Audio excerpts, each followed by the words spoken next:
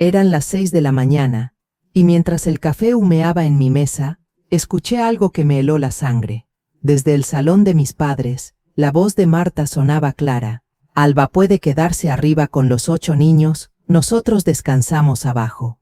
Mi corazón dio un vuelco. 8 niños, encerrada todo el día en Nochebuena, sola, mientras ellos celebraban. La risa cómplice de mis padres confirmó lo que tanto temía. Para ellos yo no era una invitada, ni una hermana, ni una hija, era la niñera invisible de cada fiesta. En ese instante supe que algo tenía que cambiar. Me quedé inmóvil con la taza en la mano, el vapor del café subía hasta empañar mis gafas, y yo apenas podía respirar. Sentía que las palabras se grababan en las paredes de aquella casa familiar, como un eco que no iba a borrarse. 8 niños, encerrada en un desván mientras los demás disfrutaban abajo.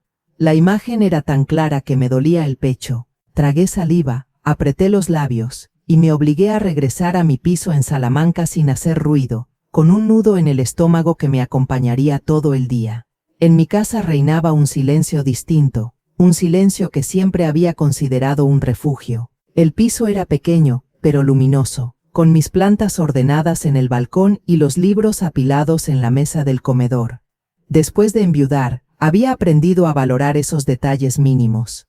El aroma del café recién hecho, el murmullo del río Tormes cuando paseaba por la orilla, la tranquilidad de saber que cada rincón me pertenecía. Pero esa paz se quebraba cada fin de semana, cuando Marta aparecía con sus 8 hijos como un vendaval que arrasaba todo. No llamaba antes, no preguntaba si me venía bien, simplemente llegaba con el coche lleno de voces, risas y mochilas. Los niños entraban corriendo, sacaban juguetes, gritaban, pedían meriendas. Yo, casi por reflejo, me ponía en marcha, preparaba galletas, cortaba fruta, ponía dibujos animados.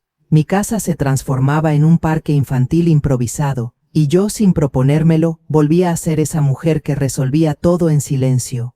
Al principio me repetía que era bonito, que al menos así los veía crecer, que la familia lo justificaba todo, pero poco a poco ese discurso empezó a resquebrajarse. Había noches en las que me encontraba en el sofá con un dolor de cabeza insoportable, rodeada de silencio después del caos, el suelo lleno de migas, los cojines fuera de lugar, la pila de platos en la cocina, y lo más doloroso era la sensación de ser invisible. Nadie agradecía, nadie preguntaba si necesitaba ayuda, nadie se ofrecía a limpiar. Cuando intentaba sugerir que organizáramos turnos o que al menos me avisaran antes de venir, Marta reía con ligereza. Pero Alba, si a ti te encanta, eres la mejor abuela, ellos te adoran. Mi hijo Diego, que siempre estaba trabajando, respondía con frases que me herían. Mamá, tú estás sola, tienes tiempo. Nosotros apenas tenemos respiro entre semana. Como si mi soledad fuera un recurso disponible para todos, como si mi vida ya no contara. Recuerdo un domingo especialmente duro. Me levanté temprano y decidí caminar hasta el puente romano, con la esperanza de que el aire frío me despejara las ideas. El río bajaba tranquilo, y me senté en un banco, mirando cómo la luz dorada se reflejaba en el agua. Pensé en todo lo que había pospuesto durante años, los viajes que soñaba hacer, los cursos de pintura que siempre dejaba para más adelante, el diario que nunca me animaba a empezar. Mientras tanto, mis fines de semana se desvanecían en medio de meriendas improvisadas y peleas de niños. La culpa me decía que era mi deber, pero el cansancio me gritaba que ya no podía más. Guardaba en un cajón fotografías de otras Navidades. En una de ellas todos estaban reunidos en torno a la mesa, sonriendo. Yo no aparecía en la imagen. Claro, porque estaba en la cocina, preparando platos, sirviendo bebidas, asegurándome de que nada faltara. Esa ausencia me dolía más que cualquier palabra. Era un recordatorio cruel de que mi presencia había sido reducida a un servicio silencioso, invisible. La familia celebraba mientras yo sostenía todo desde las sombras. Esa herida nunca terminó de cicatrizar, y ahora, al escuchar a Marta en el salón de mis padres, se abrió de nuevo con una fuerza que me hizo estremecer. Esa misma tarde intenté hablar con mis padres. Me senté frente a ellos en el comedor, con el aroma de la sopa aún flotando en el aire. Mamá, papá, me siento agotada cada fin de semana.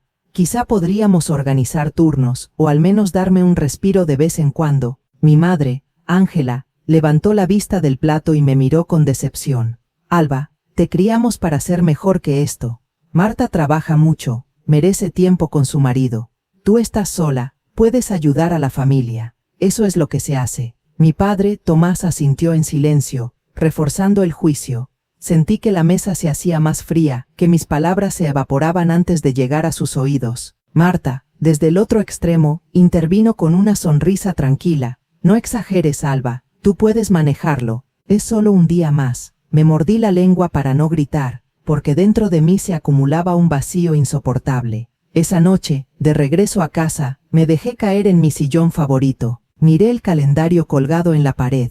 Cada sábado estaba marcado con un recordatorio implícito de que no era mío. Y ahora, además, la Nochebuena se presentaba como una condena: cocinar para 25 personas y cuidar a 8 niños. Cerré los ojos y me pregunté en qué momento había aceptado que mi vida fuera dictada por las necesidades de los demás. En qué momento había dejado de pensar en mí, en lo que me hacía feliz, en lo que necesitaba para sentirme viva. Las palabras de Marta seguían resonando en mi cabeza, martilleando con fuerza. Ella puede quedarse arriba con los 8 niños. Me levanté, caminé hasta el espejo del pasillo y me observé durante unos segundos. Vi a una mujer con arrugas marcadas, con el cabello recogido a la prisa, con los hombros tensos, pero también vi a alguien que aún podía elegir, alguien que todavía tenía voz. Y en ese reflejo, entre el cansancio y la rabia, apareció una chispa de determinación. Una idea que me llenó de miedo y de alivio al mismo tiempo.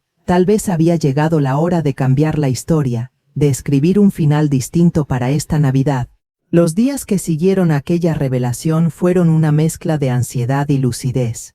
Caminaba por Salamanca viendo las luces navideñas encenderse en la Plaza Mayor, los escaparates llenos de turrones, la gente comprando regalos, y yo en medio de ese ambiente festivo, sentía una calma extraña antes de la tormenta. Había tomado conciencia de algo que había ignorado durante años. Mi vida se había convertido en un guión escrito por otros, y esa Nochebuena amenazaba con ser el acto final de mi sumisión. Un martes por la mañana, mientras regaba mis plantas, sonó de nuevo el teléfono. Era mi madre, Ángela, con su tono dulce que tantas veces había sido refugio para mí. Alba, querida, ya tenemos todo planeado para Ávila.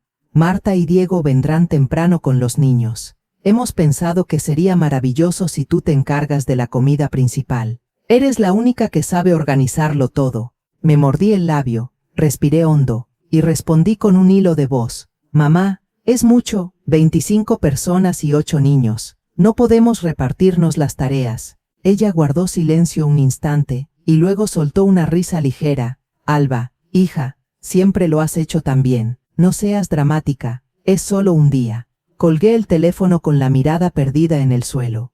En mi cabeza, imágenes superpuestas. Las navidades pasadas, yo corriendo entre platos y gritos, las fotos en las que no salía, las palabras de Marta en el salón de mis padres. Sentí un escalofrío recorrerme. Me acerqué a la ventana y miré al río Tormes desde mi balcón. El agua fluía tranquila, indiferente. Yo, en cambio, sentía que algo se agitaba dentro de mí, un cansancio acumulado que estaba a punto de transformarse en acción. Esa tarde decidí conducir hasta Ávila para hablar de los detalles. La carretera estaba envuelta en niebla y cada kilómetro parecía una meditación forzada. En el coche ensayaba frases. No puedo encargarme de todo. Necesito descansar. No soy la niñera de nadie. Pero al mismo tiempo me asaltaban recuerdos de mi infancia, de mi madre enseñándome que una mujer debía darlo todo sin esperar nada. Esa contradicción me apretaba el pecho. Podría, a mis 62 años, romper un patrón de toda la vida. Al llegar, la casa de mis padres olía a leña y a verduras asadas. Entré con mi llave de siempre, y escuché el murmullo de las voces en el salón. Me detuve al oír mi nombre. Era Marta, con su tono despreocupado. No te preocupes, Ángela. Alba puede quedarse arriba con los 8 niños. Ponemos películas y listo. Así los adultos cenamos tranquilos. La carcajada de mi madre fue como un latigazo. Ella aguanta, ya está acostumbrada. Me apoyé en la pared, las manos frías, la respiración entrecortada. Cada palabra era un clavo en el ataúd de mi paciencia. No era solo que me quisieran con los niños, era el desprecio implícito, la certeza de que mi tiempo, mi energía y mis recursos eran infinitos, siempre disponibles. Recordé de golpe cada sábado perdido, cada siesta interrumpida, cada euro gastado en meriendas sin que nadie lo pidiera. Todo asumido como un deber, nunca agradecido como un acto de amor. Sentí que algo se rompía dentro de mí, no con estruendo, sino con la claridad silenciosa de quien por fin abre los ojos.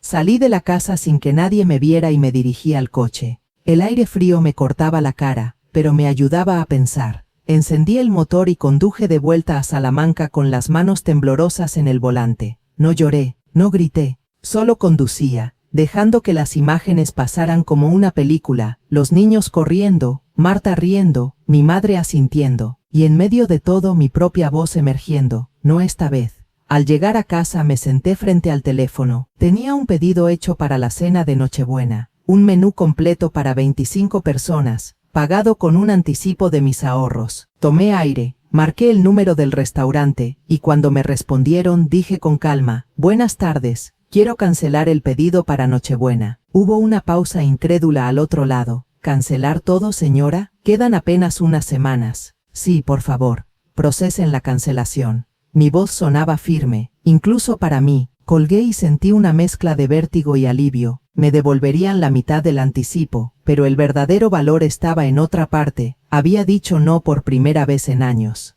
Luego busqué en mi agenda el número de Carmen. Ella llevaba meses invitándome a pasar la Navidad en la cabaña de su familia, en la Sierra de Gredos. «Alba, ven, te hará bien salir de la rutina. Hay espacio de sobra y sabes que siempre eres bienvenida». Yo había rechazado antes, convencida de que mi deber era estar con los míos. Pero ahora esa invitación sonaba como un salvavidas. Marqué su número con el corazón acelerado. Carmen respondió con entusiasmo. «Alba, qué alegría oírte». Le conté lo ocurrido, las palabras de Marta, la risa de mis padres, el peso insoportable de aquellas expectativas. Carmen escuchó en silencio y luego, con voz cálida, dijo, «No lo pienses más, vente con nosotros. Será una Navidad distinta, tranquila. Te prometo que aquí nadie te pedirá que cuides de nadie». Colgué sintiendo una paz nueva. Caminé hasta mi habitación y abrí la maleta. Puse dentro un par de jerseys de lana, unos libros, mi bufanda favorita. Cada prenda que doblaba era un símbolo, una pequeña victoria. Cerré la maleta y la dejé junto a la puerta, como una promesa. Miré el calendario otra vez. Esa Nochebuena ya no estaba marcada por las obligaciones. Ahora tenía un plan distinto. Me recosté en el sillón y dejé que la calma me envolviera. Por primera vez en muchos años, la idea de la Navidad no me oprimía, sino que me daba esperanza. Había tomado una decisión que cambiaría las cosas, y aunque sabía que la tormenta con mi familia aún estaba por llegar, me sentía lista para enfrentarla, porque en mi interior algo se había roto para siempre, y algo nuevo estaba comenzando a nacer. El día que tomé la carretera hacia la Sierra de Gredos amaneció con un cielo claro y un aire helado que cortaba la piel. Metí la maleta en el maletero y encendí la radio, buscando distraerme con villancicos y noticias locales. Pero mi mente seguía atrapada en la decisión que había tomado. Cada kilómetro que me alejaba de Salamanca era también un paso lejos de aquella cadena invisible que me había atado durante años. Sentía miedo, sí. Miedo a las llamadas que vendrían, a las acusaciones de egoísmo, a la decepción en los ojos de mi madre. Pero junto a ese miedo viajaba también una sensación desconocida de libertad, como si estuviera recuperando un pedazo de mí misma que creía perdido. La carretera ascendía entre pinares cubiertos de escarcha, y al ver la primera señal que anunciaba Gredos, mi corazón se aceleró. Aparqué frente a la cabaña de la familia de Carmen, y apenas bajé del coche, ella salió corriendo a abrazarme. «Alba, sabía que vendrías. Te hacía falta este respiro». La calidez de su voz fue como un cobertor en medio del frío. Detrás de ella aparecieron sus hermanos, con sonrisas sinceras, dándome la bienvenida sin esperar nada a cambio. Entré en la cabaña y el olor a leña quemada me envolvió, junto con el murmullo de risas y voces que no me exigían nada. El lugar era acogedor, con paredes de piedra, vigas de madera y una chimenea encendida que iluminaba todo con un resplandor anaranjado. En la mesa había chocolate caliente, tazas de barro y un plato con rosquillas caseras. Me senté, tímida al principio, esperando que alguien me asignara tareas como siempre. Pero nadie lo hizo. Carmen simplemente me ofreció una taza, diciendo, aquí, lo único que tienes que hacer es disfrutar. Esa frase me sorprendió más que cualquier otra cosa. ¿Disfrutar? Había olvidado lo que significaba en Navidad. Pasaron los días previos a Nochebuena, y me descubrí redescubriendo la alegría en cosas pequeñas. Una mañana salimos a caminar por senderos nevados. Los niños de Carmen se lanzaban bolas de nieve y luego ayudaban a recoger ramas para el fuego. Nadie me pedía que los vigilara sola, todo era compartido. Cada adulto cuidaba de todos. Me encontré sonriendo al ver ese equilibrio, esa manera tan distinta de convivir. Por la tarde, preparábamos la cena entre todos. Unos pelaban patatas, otros removían la sopa, y las risas llenaban la cocina. Nadie esperaba que una sola persona cargara con todo. Cada noche después de cenar, nos reuníamos alrededor de la chimenea. Hablábamos de recuerdos, de libros, de viajes soñados. Carmen me animaba a contar anécdotas de mi juventud, de mis años en la universidad en Salamanca, de cómo conocí a Diego padre, de cómo aprendí a bailar pasodobles en las fiestas del barrio. Por primera vez en mucho tiempo, mis historias eran escuchadas con interés, no interrumpidas por un grito de niño o un comentario despectivo. Era como recuperar mi voz, esa voz que se había apagado entre platos y pañales. Sin embargo, cada vez que veía la luz parpadear en mi teléfono, el nudo en mi estómago regresaba. Sabía que eran llamadas de Marta, de Diego o de mis padres. Mensajes que no necesitaba leer para saber su contenido. ¿Dónde estás? Los niños te echan de menos. No puedes abandonarnos en Navidad. Dejaba el móvil boca abajo sobre la mesa y me obligaba a no contestar. Carmen me miraba con complicidad, como diciéndome que estaba bien, que no debía sentirme culpable. Aún así el peso de los años de costumbre me hacía dudar. Una noche, mientras afuera caía una nevada ligera, recordé un episodio de hacía más de 10 años. Habíamos celebrado Nochebuena en casa de mis padres. Yo había pasado la tarde entera en la cocina, preparando un asado y ensaladas. Cuando llegó el momento de la foto familiar, alguien gritó, «Alba, ven rápido», pero yo estaba recogiendo los platos sucios. La foto se tomó sin mí. Años después, al verla, me dolió la ausencia. Mi familia estaba completa, excepto yo. Esa memoria me atravesó como un puñal mientras acariciaba la taza de chocolate caliente. No quería repetir esa historia nunca más. El 23 de diciembre, en la sobremesa, Carmen me preguntó qué pensaba hacer cuando llegara Nochebuena. Me quedé en silencio, mirando la leña crepitar en la chimenea. No lo sé, admití. Sé que me van a llamar, que me van a acusar, que me van a hacer sentir culpable, pero también sé que no quiero volver a esa cocina, a ese desván, a esa sensación de ser invisible. Carmen me tomó la mano y sonrió. Entonces ya sabes la respuesta, solo tienes que tener el valor de decirla. Aquella noche me costó dormir. Escuchaba el viento golpeando las ventanas de la cabaña, y mi mente viajaba una y otra vez a Ávila. Imaginaba a Marta sirviéndose vino mientras yo corría detrás de los niños. Imaginaba a mi madre diciendo que es lo que se hace en familia. Imaginaba a Diego pidiéndome comprensión mientras descansaba en el sofá. Y luego, como un contrapeso, me imaginaba aquí, en Gredos, sentada a la mesa como una más, riendo sin miedo a que alguien me llamara desde la cocina. Esa comparación me dio fuerzas. Al amanecer del 24, la montaña estaba cubierta de un manto blanco. Carmen me despertó con un café y me dijo, «Hoy es el día, Alba, prepárate para elegir tu Navidad». Miré mi teléfono, varias llamadas perdidas, mensajes sin leer, mi corazón latía rápido. Sentía que la hora de la verdad se acercaba. Esa Nochebuena no sería como las demás. La Nochebuena amaneció con un silencio especial en la montaña. El cielo estaba despejado, el aire olía a pino y a leña, y la cabaña de Carmen bullía de preparativos sencillos y compartidos. Nadie daba órdenes, nadie cargaba con todo. Yo pelaba unas manzanas para un postre mientras uno de sus sobrinos me preguntaba por mis libros favoritos. Fue en ese instante cuando mi teléfono vibró sobre la mesa de madera. Lo miré de reojo, «Mamá», aparecía en la pantalla. El silencio interior que había conquistado en aquellos días se resquebrajó.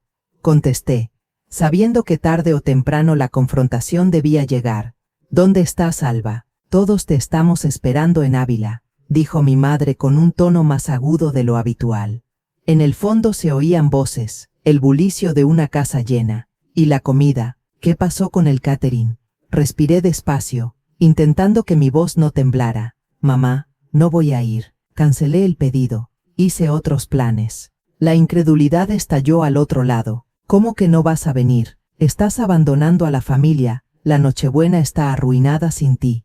Mi padre intervino entonces severo. Alba, esto es inaceptable. Hemos contado contigo como siempre. No puedes hacer esto a tu edad. No puedes dar la espalda a tu deber. Sentí el peso de décadas de obediencia en esas palabras. Pero esta vez no bajé la cabeza. He pasado cada fin de semana, cada fiesta, cada cumpleaños corriendo detrás de los niños, cocinando para todos. He dado todo lo que tenía. Pero este año será diferente. No voy a cocinar para 25. No voy a cuidar de 8 niños mientras los demás celebran. No voy a ser tratada como una empleada sin sueldo.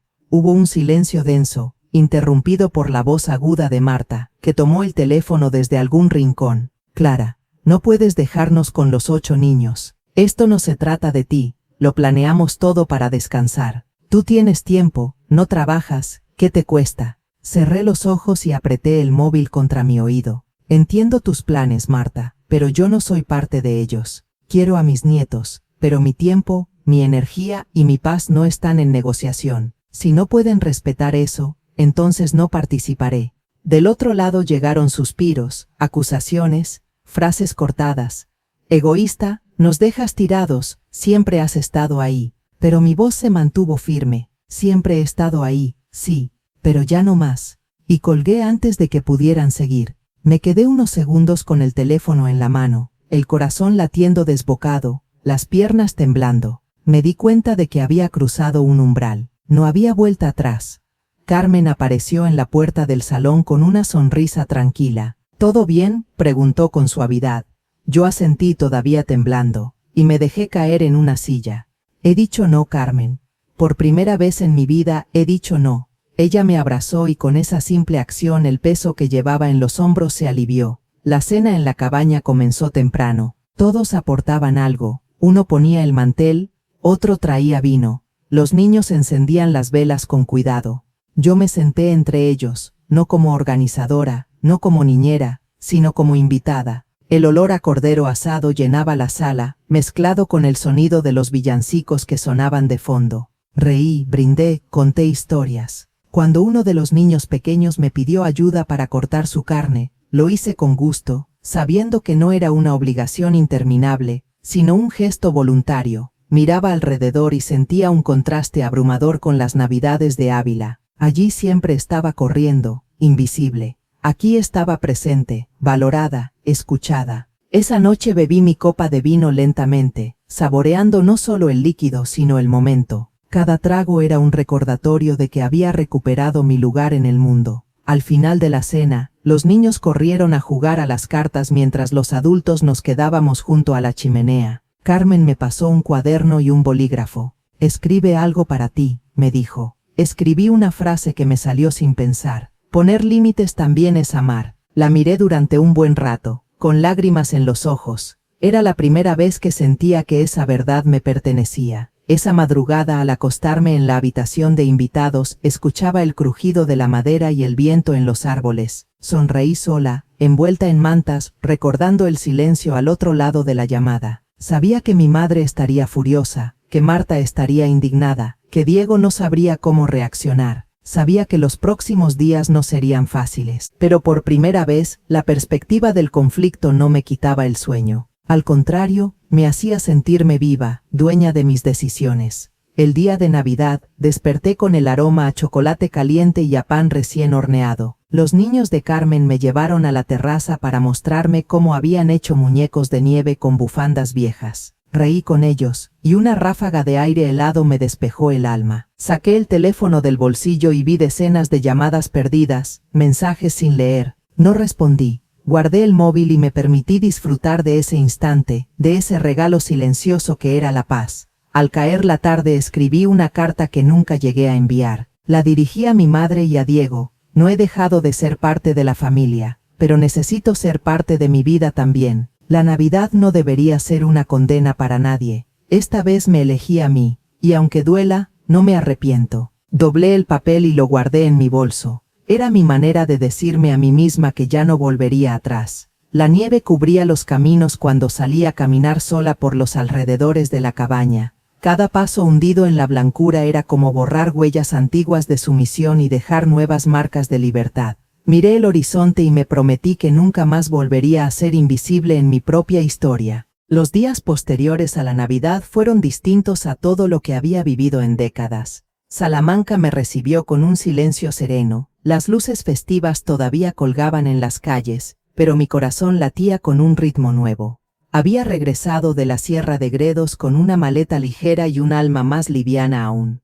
En mi piso el aire parecía distinto, como si la decisión que había tomado hubiera transformado hasta las paredes. Me senté en mi sillón favorito, aquel que tantas veces había ocupado con cansancio y resignación, y esta vez lo hice con una sonrisa tranquila. El teléfono no dejó de sonar durante los primeros días. Mi madre me enviaba mensajes largos cargados de reproches. Nos hiciste pasar la peor Nochebuena de la familia. Tu ausencia fue un vacío imposible de llenar. Mi padre, más breve pero igual de duro, escribió: esperábamos más de ti. Diego, en cambio, tardó un par de días en llamarme. Cuando finalmente lo hizo, su voz sonaba entre confundida y herida. Mamá, no entiendo por qué lo hiciste. Los niños te buscaban. Marta está enfadada. Podías habernos ayudado como siempre. Cerré los ojos, sostuve el teléfono con firmeza y respondí: Diego, te amo con todo mi corazón, pero no soy la solución para todo. Tengo derecho a mi vida, a mi paz, a mi Navidad. No voy a seguir siendo invisible. Hubo silencio al otro lado, un silencio incómodo, el mismo que aparece cuando una verdad duele demasiado. Los días se fueron deslizando entre lecturas, caminatas por el río y tardes en la biblioteca local donde hacía voluntariado. Redescubrí lo que era disfrutar de una siesta sin interrupciones, preparar una comida solo para mí sin prisas, elegir qué hacer con mi tiempo sin sentirme culpable. El simple hecho de regar mis plantas o escribir en un cuaderno me daba una alegría que había olvidado. La independencia que antes me parecía una soledad fría, ahora se sentía como una victoria conquistada. A veces, la culpa intentaba regresar. En las noches, recordaba las caras de mis nietos, sus voces llamándome abuela. No quería herirlos, no quería que pensaran que los rechazaba. Pero comprendí que amar también significaba mostrarles que una persona tiene límites, que el cariño no puede confundirse con sacrificio incondicional. Si algún día entendían mi decisión, tal vez aprenderían algo valioso, que el respeto empieza por uno mismo. Una tarde recibí la visita inesperada de Carmen. Traía una bolsa con naranjas y galletas caseras. Nos sentamos en la cocina, y me escuchó hablar de mis dudas, de mi miedo a que la familia me señalara como la egoísta de siempre. Ella me miró con serenidad y dijo: Alba, poner límites no te hace egoísta, te hace humana. Has pasado años sosteniendo a todos. Ahora es tu turno, y si ellos no lo entienden, es porque aún no saben lo que significa amarte de verdad. Sus palabras se quedaron flotando en mi casa como una bendición. Los fines de semana ya no eran iguales. No más visitas inesperadas de Marta con los niños a cuestas. Había bloqueado sus llamadas durante un tiempo, y aunque dolía, también me daba paz. Poco a poco, empecé a llenar mis días con otras cosas. Fui a clases de pintura en un centro cultural. Retomé viejas recetas que me gustaban solo a mí. Planifiqué un pequeño viaje a Segovia con un grupo de amigas. Era como despertar de un largo letargo. Cada pequeña decisión era un recordatorio de que mi vida me pertenecía. En febrero, Diego me llamó de nuevo. Esta vez sonaba distinto, menos exigente. Mamá, los niños te echan de menos. Marta sigue enfadada. Pero, quizá deberíamos hablar. Yo respiré hondo y contesté: Diego, claro que quiero ver a mis nietos, pero en mis términos. No soy la niñera de los fines de semana. Puedo pasar tiempo con ellos, disfrutar juntos, pero necesito que respetéis mis límites.